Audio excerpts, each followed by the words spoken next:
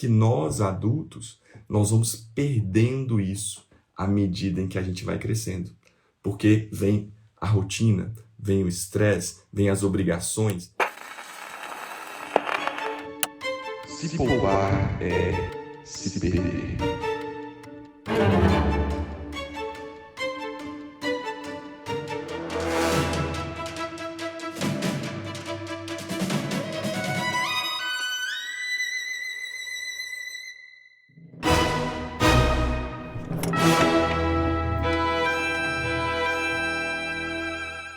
Nós temos falado aqui muito sobre o sentido da vida, certo? Então, essa ilha de hoje, a beleza e ordem, ela é uma forma da gente organizar o nosso dia e a gente ter uma ilha de estabilidade em que a beleza esteja presente.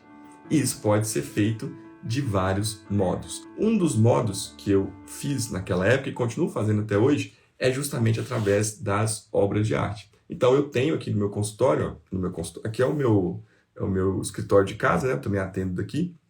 Então eu tenho ali, como eu mostrei na live com o Ítalo, eu tenho o Filho Pródigo, ali em cima.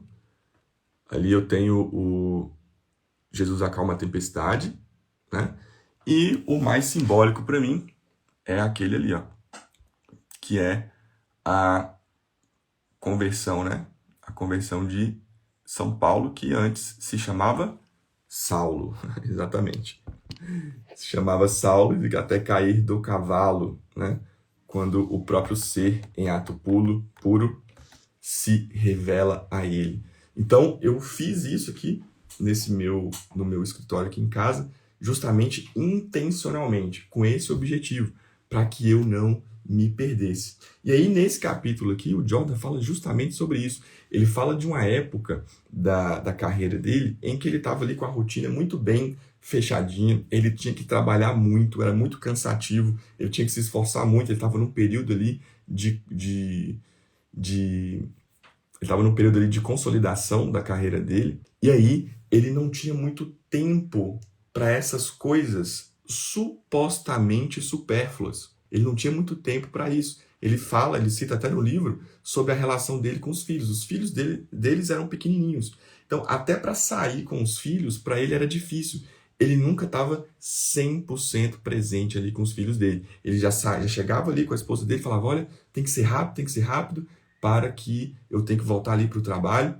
E ele se lembra, depois agora, mais velho, mais experiente, escrevendo o livro, ele se lembra que ele observava os filhos dele, pequenininhos, e aí esses filhos, eles ficavam extasiados com pequenas coisas e simples coisas ali da rua. Uma pedra, uma folha, algum detalhe ali da calçada, e aí a criança, né, por ter muita imaginação, a criança ficava encantada ali com aqueles objetos do mundo real.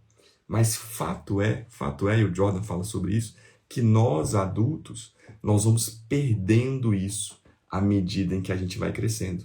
Porque vem a rotina, vem o estresse, vem as obrigações, vem as cobranças, vem as repetições, e aí a gente vai perdendo essa capacidade de enxergar, de contemplar o belo que existe na realidade. E as crianças, de algum modo, as crianças têm isso ainda preservado.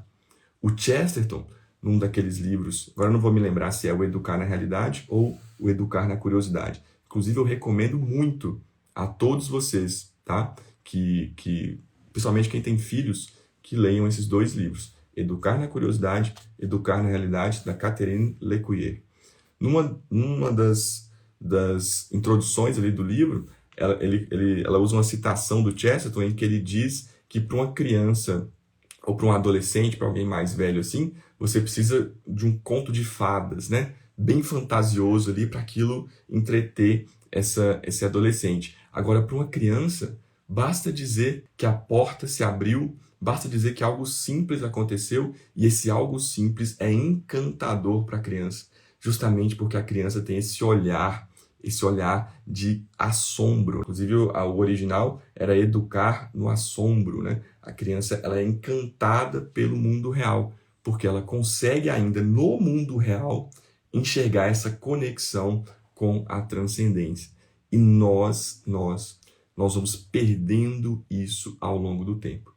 Então, a ideia dessa ilha de estabilidade é justamente que a gente tenha objetos em volta da nossa casa, né, no nosso escritório, no lugar que a gente trabalha, onde a gente passar mais tempo, que a gente tenha objetos, pinturas, algo que nos lembre disso, algo que nos lembre disso. Então, uma das opções é que você, de fato, se você puder, ter um quadro igual eu tenho aqui, mas por muito tempo eu não tinha, né? Então, o que eu fazia? Eu entrava na internet mesmo, né? Tem um aplicativo chamado Google Arts and Culture, né? Google Artes e Cultura, e eu digitava ali nesse aplicativo o nome dos pintores.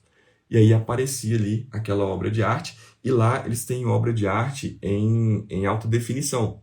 Então, uma das coisas que eu fazia era ficar ampliando as obras de arte e eu conseguia ver até as pinceladas, assim, o relevo da tinta na tela. E isso me acalmava, e acalma bastante. Inclusive, uma das técnicas da TCC, da terapia cognitivo comportamental, uma das técnicas do mindfulness, né, que a gente vai ver amanhã cedo